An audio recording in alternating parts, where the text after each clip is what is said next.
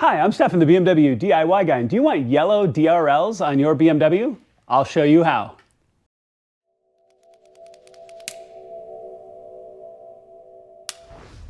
All right, guys, let's talk about this project and the reasons why you're going to want to do this yourself. And this is a new product from Bimmertech. They are now offering yellow DRL, or daytime running light, upgrades for BMWs. Now, this is a gorgeous BMW G80 M3. This is going to be a really easy install, and I'm going to walk you through the whole process. Now, remember, everything you need will be listed in the video description below, so make sure to check that out. Now, one thing we're going to do is we're going to shortcut this process a little bit. If you look at some of the official guides, they say to take your headlight out. That's crazy. I'm not going to do that. I'm going to walk you through this whole process, and it's going to be the same on both sides. So I'm just going to show you on one side as we install these DRLs. Now, so what we're actually going to do is take one of the wheels off and take the fender liner off.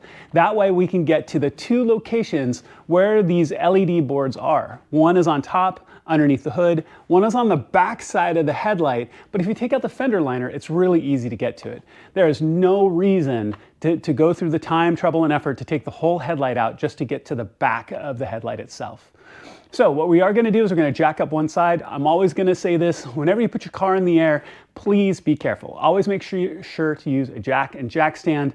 Don't bet your car or your life or a body part on a 50-cent part in your jack if it might fail.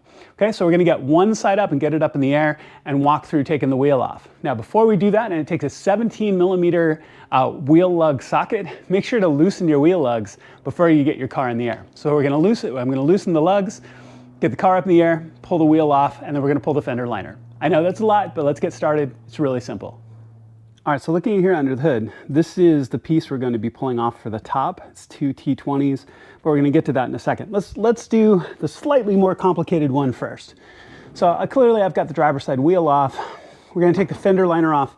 You can do this without putting the car in the air. It's really narrow spaces to work in, and to be able to show you what we're doing, plus making it a little bit easier. For me, it's just easier to put the car up in the air, jack it up, take the wheel off. Faster, easier.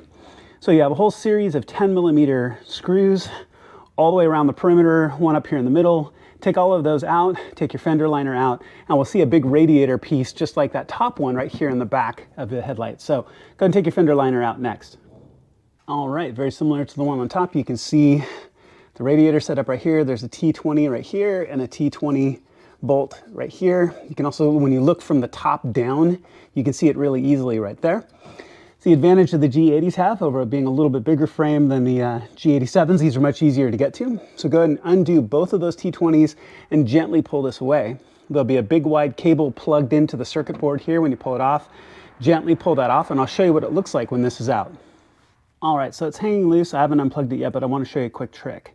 So if you're having a hard time getting to the bolt that's right here at the top, because it is kind of narrow space, I'll use my T20 bit right here, my Torx T20 bit, and a 1/4-inch ratcheting wrench. Works really, really well, can fit into that space. I put a little bit of tape on it so the bit doesn't fit out, but it fits perfectly well. So it's about the only reason I ever use SAE tools is in this application. Okay, so go ahead and you can see there's a locking tab on one side. To press that little tab and gently pull the cable off, and then we're going to be swapping the board out that's in this radiator. All right, so taking a look at the back of this, so this board originally is not intended to come out, right? So it's glued down thoroughly. When you look at the new boards, you're going to want to match shape. Obviously, this is the driver's side or left-hand side. The LEDs are up in the upper left-hand corner. We've got this big notch in the lower left-hand corner, so you want to match boards going into the same place. You wouldn't want to mismatch boards, right, when you pull them out of the kit. So what I'll usually do is I will work a pick tool under the corners of this board. I always want to be gentle. Who knows, maybe you want to swap back someday. So this is just more art than science. I'll use a pick tool, just kind of slowly work my way along the edge. If you have a very, very narrow screwdriver, you can use that to get underneath an edge and start applying up pressure. The glue that holds these down is strong but brittle, so once you kind of get underneath the edge, it'll tend to pop free. So just keep working at it, working at it, working at it. And when we get this off, I'll show you what it looks like. When we get this off, you'll have some residue glue left behind and the like. We'll take all of that off. But go ahead and work this board off next. I have seen some folks just like get an edge of a screwdriver underneath it and just bang it with a hammer and just bang it off. I don't recommend that. Take your time, be careful, pry this off gently. All right, so this one let go really easily. It took me about 5 seconds. I've had some take me a lot more time. But you can see the glue on the back of the LED board. You can see a little bit of the residue glue left behind. I'm just gonna use some sandpaper to take that off because when I put the new glue down, I wanna make sure it adheres down really, really well. So let's get the new board and talk about thermal glue and getting this set up. So the thermal glue, let me show you. I'll have this linked in the video description. Sometimes these LED boards come with their own adhesive on the back. Sometimes they come with thermal glue. Sometimes they don't. So in this case, it doesn't. So I will have the thermal glue that I'm using linked in the video description. So when you look at this, what I'll do, and you look at the original board, you can see there was a patch here and a patch right on top. I'll just put a small little amount of glue here and a small little amount of glue there, and then press the board down into place. It doesn't take a lot, because what you don't want to do is have enough glue on there that the board is sitting in a bad position or it's coming out the sides or something strangely, right? So put a little bit here and a little bit there. Now, the last thing, when you look at the new board, obviously put it in the right place. The new ones are marked left and right, but they're also oriented a certain way. You can see the notch, and you can see the LEDs in the proper corner. You also see that there's a film on them as well, which I really appreciate because you want to avoid touching the LEDs. Don't get any oil or finger grease or anything else on your LEDs if you can help it. So when I push this into place and get this into the radiator, last thing I'm going to do when I reinstall the piece is going to be pulling that film. That's the very last thing, so it's secure and clean as it goes back in. The other thing we want to do is check the cure time on your glue. Give it enough time to make sure that this board isn't loose. So when you plug the cable in, you're not twisting this around, or maybe you're pulling it out of position ever so slightly or something like that, right? Give it enough time to cure and be solid and to cure out into place. So all of that said, I'm gonna put the glue on, get the board into place. All right, so the board's in place, as you can tell, looks good. So now I just need to give this some cure time, so when we plug this in and put it back into place, the board doesn't twist or move around at all. This is a perfect time to do the top one. So we're gonna move up. I'll show you that this same top radiator, take the T20 to take it out. I'm gonna remove the board, and I'll give both boards on this side good cure time to set. All right, really easy here on top, just 2 T20s, here, just pull it out, unplug the board, use a pick tool to pull the board off, put the new one in. I'll show you what it looks like when the new one's in place. All right, so here we are with it unplugged and off. As you can tell, this board is set up a little bit differently than the other one. It doesn't have the 3 guidance spikes. It's just got a little blob of glue on the back. And these are actually marked left-right. Now you'll notice on the new boards that they're marked left-right. They're both marked the same, LR, because the LED is just right in the middle. So it's really, they're identical. So you can use either board on the top LED emitters. Okay, so again, very carefully get this pried off. I usually use a pick tool back in this corner back here to get a little bit of pressure underneath to pop this board off. Make sure it doesn't go flying. And then you can take the new board and set it very gently into place. Make sure to flush the corners of the board into the little notches on the radiator itself. All right, so go ahead and get this transferred out. I'll show you what the new board looks like in place, and then I'm going to give both sides plenty of time to cure. All right, so if you only have one wheel jacked up at a time, like I do, you can't do both of the backside ones because obviously I've got one side down. If you've got both sides in the air, well, even better. Do this all at once so all of your cure time is the same. In my case, I'm going to have 3 out of the 4 all curing. I've gone ahead and pulled the driver's side, or excuse me, passenger side here. It's set up with the new board on and curing. I keep them in the same place so I don't swap them. We've got the driver's side here on, swapped out and curing. Then of course I've got the driver's side rear one out as well. So now I'm just waiting for these to be all cured and solid enough that I can put them back into place.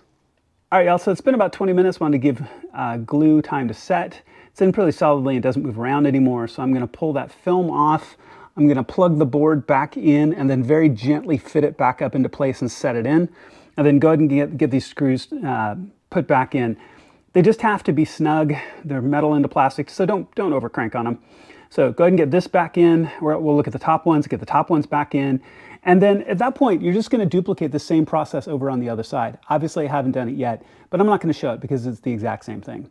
So this really is that straightforward. So go ahead and get all the rest of this finished up. Be patient in the glue set time and get your wheels back on.